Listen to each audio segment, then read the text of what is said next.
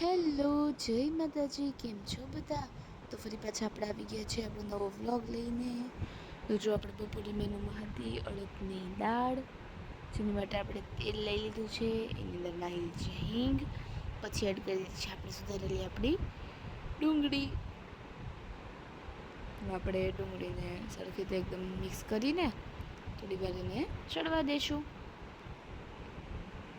અને ડુંગળી ચડી જાય પછી આપણે મિક્સ કરી લઈએ. પછી આપણે એની અંદર હળદર ને મીઠું પણ એડ કરી દઈશું. પછી આપણે ડુંગળીને ચડવા દઈશું. ચડી જાય પછી ખાંડેલું મરચું નાખીશું. જો આપણે આમાં હળદર એડ કરી દીધી છે.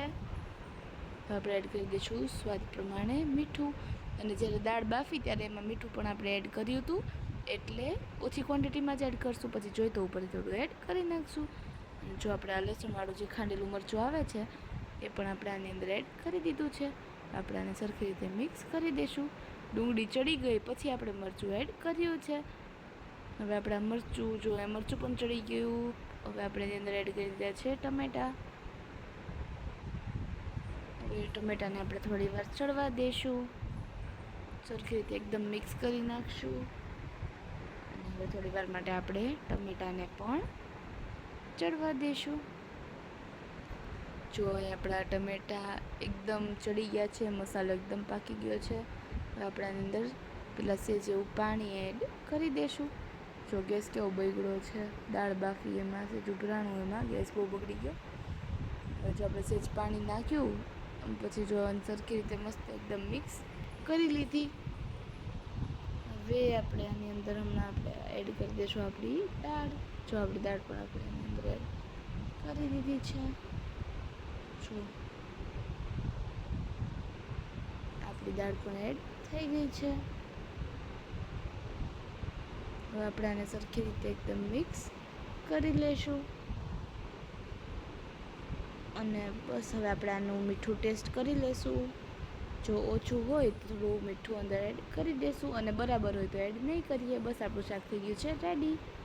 અને આ છે બીજા દિવસ સવારનું. અમે બનાવતા હતા એમની માટે ચા. અને આપણે બપોરની રસોઈ તો બનાવવાની નથી. જો આપણે નીકળી ગયા છીએ, રસ્તામાં છીએ. જો મસ્ત એકદમ વાદળા થઈ ગયા છે. આ છે હનુમાનજી દાદાનું મંદિર. અને સામે જો કેટલા મસ્ત એકદમ ડુંગર દેખાય છે. બધા વ્યૂ બહુ જ મસ્ત આવે છે. અને આપણે જઈએ છીએ એક ગામ છે જેનું નામ છે રામપરા. ત્યાં જો સામે પણ કેવો સરસ એકદમ મોટો ડુંગર છે. રામપરા જઈએ છીએ આપણે, જે સિંહોરથી થોડુંક આગળ આવ્યું, ભાવનગરથી નજીક જ થાય. ત્યાં જઈએ છીએ કેમ કે ત્યાં ફઈબા રાખે છે મેરડીમાંનો તાવો. ત્યાં જમવા જવાનું હતું. જો મંદિરે પહોંચી ગયા છીએ આપણે. દર્શન કરી લેજો બધા. આ મેરડીમાંને બધા બહુ જ માને છે. મંદિરે બધા કેટલી માનતાઓ પણ રાખે છે. જો અહીંયાથી તમે બધા દર્શન કરી લો. જો બધા માતાજીના અલગ અલગ બધા ફોટોઝ રાખેલા છે મેરડીમાંના. જો સરખી રીતે તમે બધા એકદમ દર્શન કરી લ્યો. તમારા વતીને ત્યારે દર્શન કરી જ લીધા હતા. અહીંયા છે આપણા મેરડીમાં. અને ફેબા રાખ્યો તો તાવો, એટલે જમવાનું પણ અહીંયા હતું. દર્શન કરી લેજો બધા. અને પછી અહીંયા જો તમે પપ્પા અને કાકા ને બધા પીરસવા માટે બેસી ગયા હતા. અહીંયા આવી રીતે સાઈડમાં વાડી પણ છે અને મકાન પણ છે એમનું. ત્યાં આપણે જમણવાર રાખ્યો હતો. જો સામે વડલા નીચે બેઠીને બધા પીરસતા હતા. અને આ બધા જમવા બેઠા હતા અને અડધા જમીને ઊભા થઈ ગયા હતા. સામે જો પપ્પાને બધા જમવા બેઠા છે. પપ્પા અને કાકા ને લોકો બધા.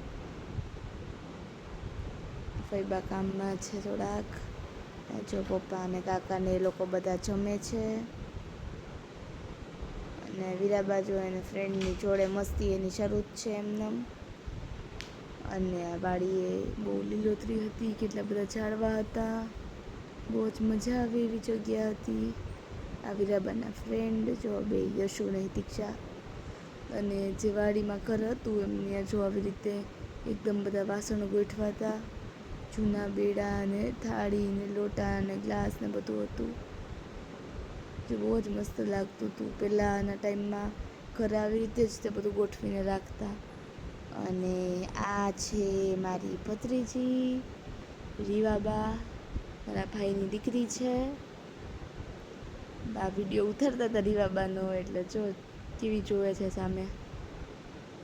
એને મેં મારી ઓઢણી ઓઢાડી દીધી તો જો એકદમ ઓઢીને શાંતિથી રમતી હતી.